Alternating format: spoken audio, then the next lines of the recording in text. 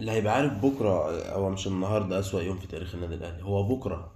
هو الذكرى السنوية لأسوأ يوم في تاريخ النادي الأهلي. اللي بيحب النادي الأهلي أوي بقى، هو اللي بعرف ليه سيبك من الفترة اللي احنا فيها. هي دي أصعب فترة أو أسوأ فترة أصلا النادي مر بيها. بس في يوم كده، من يوميها وحال النادي مقلوب، أو من قبلها بفترة أو قبلها بشوية، بس من يوميها يعني. مين بقى يبقى عارف بقى يعني بكرة الذكرى إيه؟ بكره من ساعه ما اليوم ده حصل، والدنيا متشقلبه اصلا في النادي، والناس مقسومه في الجمهور مقسوم في النادي، وكل حاجه مقسومه في النادي. بكره 11/3 بيفكرك بايه ده بقى؟ 11/3 يوم ما اتسحبت قدام الزمالك السنه اللي فاتت. ايوه، هو 11/3 يوم ما اتسحبت قدام الزمالك السنه اللي فاتت. بدايه ال الهبل اللي الاداره بتعمله دلوقتي. من اليوم ده والدنيا متشقلبه، من اليوم ده وفي قرارات كتير، من اليوم ده اصلا وفي عقوبات بتنزل على اللعيبه وبتتلغي. حاجات بتحصل وبترجع تاني في كلامها الإدارة. طب ليه؟ طب هو امبارح احنا خلاص خسرنا من طلائع الجيش وخلاص، والدوري خلاص بيضيع، مش محتاج يعني فقاقة، لما خلاص الدوري بيضيع وخسرنا خلاص من طلائع الجيش. سيبك، وتعادلنا قبل كده مع كله تعادلات وخسارة يعني. انت زعلان ليه؟ من المدرب. يعني الناس طالعة تنتقد المدرب، الناس بتنتقد لعيبة اي ولاعيبة لا. هو كان في، ابتدي من الاول كده، من اول الشناوي لحد مروان عثمان. في حد كان حلو اصلا امبارح في الفرقه؟ مين اللي كان حلو؟ ده مروان. مروان كان حلو في نص الملعب، مروان عطيه. طب ما الجون جاي منه. تريزيجيه كان حلو، طب ما كل كرة كانت بتتقطع منه. امام كان ديانج كان وتد في نص الملعب، ما هيسيبك هيسيبك ويمشي. وكذا كرة، كان في كرة اتقطعت منه كانت رايحة انفراد وجابها فاول وانذار عليه. محمد هاني كان عنده مش عارف ايه امبارح، كان كل كرة بيرفعها في المدرجات امبارح. الأرضية وحشة. الناس اللي طلعت اللجان، مش عارف لجان ولا ما بيحبوش النادي. طب انت طالع امبارح، لا اما تعيب على الملعب، لا اما تعيب على المدرب، يا اما تعيب على لعيب اي ولاعيب لا، ما كلهم كانوا وحشين يعني. اصل انت ايه يبقى حب وكره ليه؟ يبقى انت حب النادي بس. محدش فيهم لعب امبارح ما فيش حد كان عنده دم. سيبك من اللعب، ما فيش حد كان عنده دم امبارح.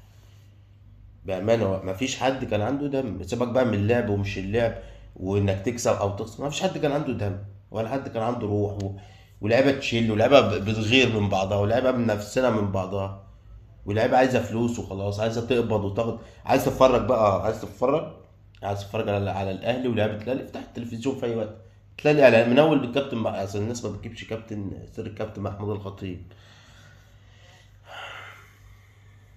طب ما هو قرار الانسحاب والله، اللي هو بتاع خلاص الذكرى بتاعته، اللي هو 11/3 اللي هو بكرة، كان هو السبب فيه والله. وطلعنا قالوا هننسحب ومش هنكمل الدوري. انا طلعت قلت ما ينفع، لازم هتكمل الدوري غصب عنك. والمطالب بتاعتك ما تنفذش، تخصم منك 3 نقط، ورجعت كملت الدوري. والاسم ان انت اتسحبت قدام نادي الزمالك. او دي اسوأ يوم والله يعني. مفيش اسوأ من كده. سيبك من الفن اللي احنا عمالين نعكه دلوقتي، واصعب فتره هي اصعب فتره، واسوأ موسم الدوري الاهلي بيقدمه. ومش يعني هناخد الدوري ازاي؟ الواحد بيبقى عنده ناخد الدوري، ما ناخدوش ليه؟ وحتى وحشين ايوه، السنه اللي فاتت كنا وحشين والزفت عادي وخدنا الدوري. اتمنى ناخد الدوري عادي، بس في ناس تانية بتلعب عندها روح. في ناس هتلعب بكره. الزمالك هيلعب بكره مصدق، وجمهوره مصدق، واللعيبه مصدقه، والاحتياطي مصدق، والجهاز الفني مصدق ان هم خلاص هياخدوا الدوري. ان هم بيعملوا حاجه كل ماتش، ان هم 7 ماتشات على التوالي مكسب، والجاي هيبقى الثامن ولا معرفش 8 ماتشات مكسب، والجاي التاسع. عندهم خلاص صدقوا اللي هم بيعملوه. وما بياخدوش المكافاه. مش بنفتح التلفزيون نلاقي لعيبه الزمالك في الاعلانات زي انتم عندنا. اول ما بنفتح التلفزيون، من اول كابتن محمود الخطيب عامل اعلان لحد عم حارس عامل اعلان. كله بقى عامل اعلانات في رمضان، وكله عامل، كله خلاص قابض ومكيش، وكله عامل حسابه، وكله عامل الخميره بتاعته السنه دي. فهلعب ليه واجيب الدوري ليه للنادي وافرح الجمهور ليه؟ فانت طالع تنتقد المدرب وحش. ما هو اللي جاب المدرب الاداره بتاعتك اللي جايباه. كاموش وحش والصفقات وحشه، اللي جايبه الصفقات الاداره بتاعتك برضو. اللي بيحط الغرامات ويرجع يشيلها الاداره بتاعتك. اللي مدلع اللعيبه الاداره بتاعت اللي عايز ديانج طب ديانج بيلعب لحد دلوقتي ليه؟ يعني خلاص معروفه ان ديانج خلاص ماشي. سيبك ديانج خلاص ماشي. ليه ما نشوفش حد مكانه، نثبت حد مكانه؟ عشان هو كده كده ماشي، كده كده سايبك وعايز يمشي. امام بيقول لك جاي له عرض خلاص مش عارف فين في السعوديه، قبل الموضوع اللي هو كان هرب فيه وما جاش ما سافرش مع الفرقه. ما يمشي من ساعه ما سافرش مع الفرقه، ان هو ما توقفه يا عم، ولا هو ليه؟ ما هو طب هو امام رجع لعب ليه؟ ما انت هتقول لي عملت العقوبه وعملت الغرامه ووقفناه مش عارف اسبوعين ودفع المليون جنيه، بس مش ده النادي الاهلي. يعني لو واحد تاني غير امام مش جاي من الزمالك، مش كان زمانه مشي؟ مش كان زمانك عرضته للبيع؟ مش كان زمانه ما لعبهاش تاني؟ ولا عشان هو عشان جاي من الزمالك فجمهور الزمالك هيقعد يتريق عليه؟ هو في تريقه اكتر من كده يا جدع؟ هو في تريقه اكتر من اللي احنا فيها دلوقتي؟ والله يعني اللي طالع انت تدافع عن النادي ماشي، ما كلنا بندافع عن النادي وكلنا بندعم النادي، بس انت بتدافع عن اشخاص في النادي، ما بتدافعش عن النادي. ما الاشخاص اللي انت بتدافع عنهم مبوظين النادي. ما فيش حد بيحب حد في النادي والله. عشان انت مش المفروض نقول نتك على الاداره؟ الاداره هي اللي عامله كل اللي احنا فيه ده، وبعد كده المدرب، بعد كده اللعيبه. لا، اللعيبه تيجي قبل المدرب اصلا. يعني اداره ولعيبه، سيبك من المدرب. لو جبت اي حد مكان اي حد بياخد، ما هو معتمد جمال اهو مدرب عادي وطني وبيشوف 8 ماتشات مكسب على التوالي مع اللعيبه ايه في ناشئين ومع وقف قيد، مع ان مفيش فلوس، مع كل حاجه. يعني هتقول ابو بص اهو، طلائع الجيش بتكسبك عادي اهو.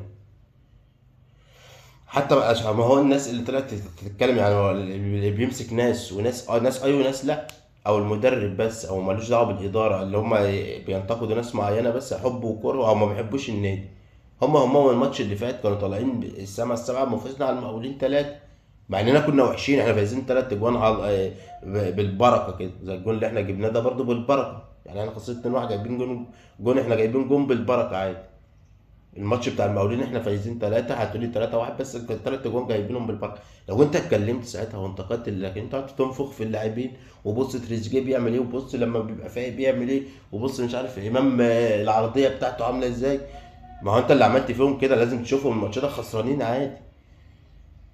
يعني حسبي الله ونعم الوكيل في اي واحد اهلاوي عامل اهلاوي ما بيحبش الأهلي او ما بيقولش كلمه حق والله.